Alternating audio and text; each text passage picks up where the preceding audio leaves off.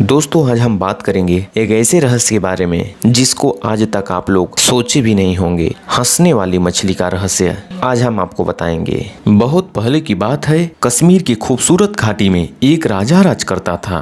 राजा का महल झेलम नदी के किनारे था। एक दिन राजा की रानी महल के झरोखे से बाहर देख रही थी।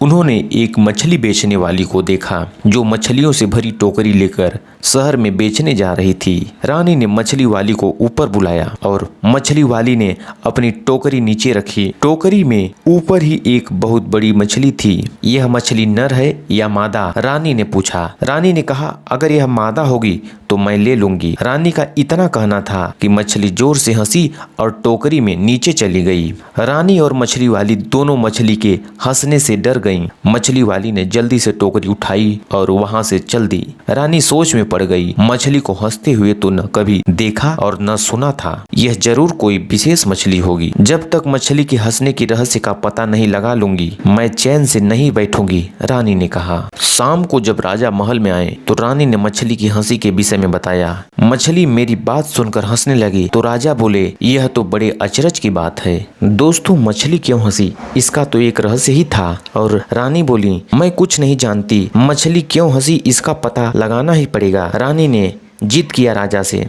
जब दूसरे दिन राजा का दरबार लगा था, राजा ने सारी बात बताई और बोले, क्या कोई बता सकता है कि मछली क्यों हंसी? जब कोई कुछ नहीं बोला तो राजा ने अपने वजीर से कहा कि 6 माह के अंदर वो मछली के हंसने का कारण पता लगाकर बताए, वरना उसका सिर धड़ से अलग कर दिया जाएगा। और वजीर उसी दिन से मछली के हंसने का कारण पता करने में लग गए। बड़े बड़े ज्ञानी पंडितों से, जादूगरों से, साधु सन्यासियों से सबसे पूछा, कोई कुछ नहीं बता सका। दूर दूर तक यात्राएं की पर कुछ पता नहीं चला। समय निकलता जा रहा था। 5 महीने निकल गए और वजीर कुछ पता नहीं लगा सके। उन्हें अपनी मृत्यु सामने दिखाई दे रही थी। उन्होंने अपने बेटे सुलेमान को बुलाया और कहा, बेटे मुझे तो 1 महीने के बाद राजा मरवा देगा। कहीं राजा का क्रोध तुम पर भी न उतरे, इसलिए तुम यहाँ से चले जाओ। सुलेमान अपने पिता से बहुत प्यार करता था। वह बोला, मैं आपको अकेला छोड़कर नहीं जाऊंगा। वजीर ने उसकी एक न सुनी और समझा बुझाकर सफर पर भेज दिया। सुलेमान बेचारा दुखी मन से बिना सोचे समझे जो रास्ता मिला उसी पर चल दिया। चलते चलते रास्ते में सुलेमान को एक किसान मिला। किसान शहर से सामान आदि खरीदकर अपने गांव जा रहा था। सुलेमान ने सोचा, एक से भले 2। वह भी किसान के साथ साथ चलने लगा। थोड़ी देर चलने के बाद सुलेमान बोला, देखिए चलते चलते हम दोनों थक गए हैं। ऐसा करते हैं कि आधे रास्ते आप मुझे लेकर चलिए और आधे रास्ते मैं आपको लेकर चलता हूँ। इस तरह से रास्ता आसानी से कट जाएगा। किसान उसकी बात सुनकर सोचने लगा और बोला, आधे रास्ते यह मुझे लेकर चलेगा और आधे रास्ते मैं? कैसी बेवकूफ़ी की बात है। किसान ने सोचा और चुपचाप आगे बढ़ता रहा। थोड़ी देर में वे एक पहाड़ी के ऊपर पहुंच गए। नीचे झेलम नदी की पतली धार दिखाई दे रही थी और ऊपर देवदार के पेड़ों का जंगल। दोनों एक पत्थर पर बैठकर सुस्ताने लगे। सुलेमान ने जेब से एक चाकू निकाला और उसे किसान को देकर बोला, आप यह चाकू लीजिए और जंगल से 2 घोड़े लेकर आइए और हाँ, चाकू संभाल कर रखिएगा, बहुत कीमती है। और किसान सोचने लगा, चाकू लेकर मैं जंगल से घोड़े पकड़ लाऊं और यहाँ इस पहाड़ी पे? या तो ये खुद पागल है या मुझे पागल बना रहा है। किसान बड़बड़ाया। थोड़ी देर में फिर से दोनों चल दिए। कुछ देर बाद दोनों एक खेत में पहुंचे।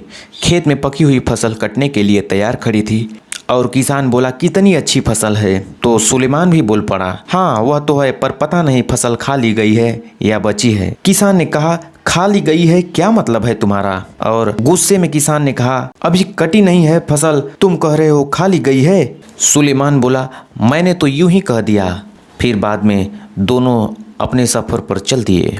अब दोनों एक फूलों से भरी घाटी में पहुंचे। घाटी के एक और एक छोटी सी नदी बह रही थी। नदी के पार पहाड़ी थी जिस पर एक गांव दिखाई दे रहा था। किसान ने अपने जूते उतारे, पजामा ऊपर खोसा और नदी पार करने लगा। नदी अधिक गहरी नहीं थी पर धार बहुत तेज थी। और नदी के अंदर तलहटी में ढेर सारे छोटे बड़े पत्थर थे। नदी पार करके किसान मुड़ा तो उसने देखा कि सुलेमान जूते पहने हुए नदी पार कर रहा था। सचमुच में यह पागल है, किसान ने सोच लिया। नदी पार करके दोनों पहाड़ी पर चढ़ने लगे। गांव के पास पहुंचकर किसान बोला, मेरे घर चलो, कुछ खा पीकर और आराम करके आगे सफर पर निकल जाना। सुलेमान कहा, मुझे बड़ी खुशी होगी आपके घर चलकर, लेकिन आपके घर की छत इतनी मजबूत है कि आप मुझे अपने घर ले जा सकें। अब किसान अपने गुस्से पर काबू नहीं रख सका और बोला, मैंने तो शराफत के नाते अपने घर आने की दावत दी थी, नहीं आना है तो मत आओ, पर मेरा अपमान मत करो। इतना कहकर किसान अपने घर की तरफ चल दिया। किसान की एक बेटी थी जिसका नाम था गुलनार, बहुत समझदार और चतुर। जब उसने अपने पिता का गुस्से से तमतमाता चेहरा देखा तो बोली, अब्बू क्या बात है, किस पर इतना नाराज हो रहे हैं? और किसान बोला, अरे एक लड़का है, रास्ते में मेरे साथ चलने लगा, रास्ते भर तो ऊट पटांग बातें करता ही रहा। अब जब मैंने शराफत के नाते घर आने की दावत दी तो कहता है कि क्या आपके घर की छत मजबूत है? किसान बोला, जैसे वह आएगा तो उसके ऊपर छत गिर पड़ेगी। अपने पिता की बात सुनकर गुलनार हंसने लगी। गुलनार बोली, अरे अब्बू, छत कमजोर होने से उसका मतलब रहा होगा कि आपकी हैसियत ऐसी है कि आप उसकी खातिरदारी कर सकेंगे। जरूर वह किसी अमीर घराने का होगा। किसान ने सोचा तो उसे गुलनार की बात ठीक लगी। किसान बोला, अच्छा बेटी, तो जरा उसकी उन बातों का भी मतलब बताओ जो वह रास्ते भर करता आया है। और किसान ने रास्ते का सारा हाल उसे बताया। गुलनार थोड़ी देर सोचती रही, फिर बोली, अब्बू, यह लड़का बहुत समझदार और बुद्धिमान है, उसकी हर बात में एक मतलब छिपा है। जब उसने कहा कि आधे रास्ते आप मुझे ले चलें और आधे रास्ते वह, तो उसका मतलब था कि आधे रास्ते आप उसे कोई कहानी सुनाइए और आधे रास्ते वह सुनाएगा। इस तरह रास्ता आराम से कट जाएगा और किसी को थकान महसूस नहीं होगी। और घोड़े की बात किसान बोला।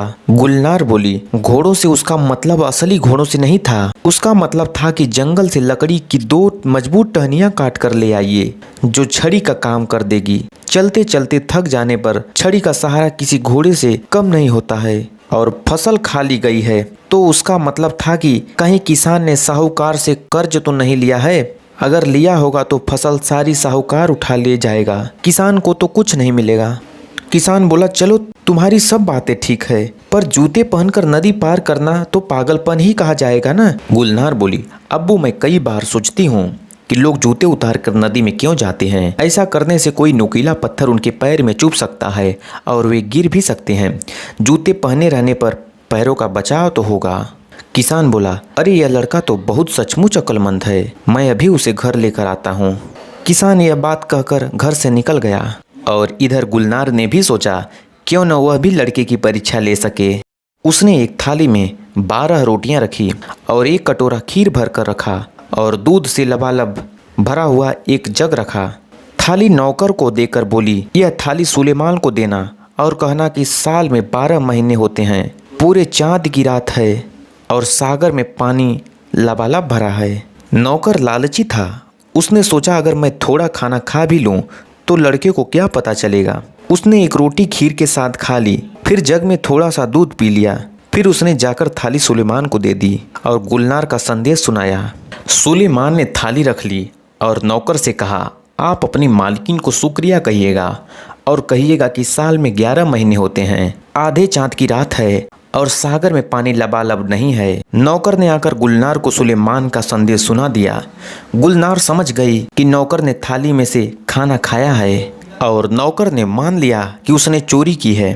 किसान ने पूछा, यह बात तुम्हें कैसे मालूम पड़ी कि नौकर ने थाली में से खाने की चोरी की है? और गुलनार बोली, अब्बू, मैंने 12 रोटियां रखी थी, मतलब साल में 12 महीने, और कटोरा भर खीर रखा था, यानी पूरे चांद की रात, और सागर में लबालब पानी, मतलब जग का दूध से भरा है। सुलेमान ने नौकर से कहवाया था, साल में 11 महीने हैं, मतलब 11 रोटियां, आधे चांद की रात है, मतलब आधा कटोरा खाली, और सागर में पानी कम है, मतलब जग में दूध कम है।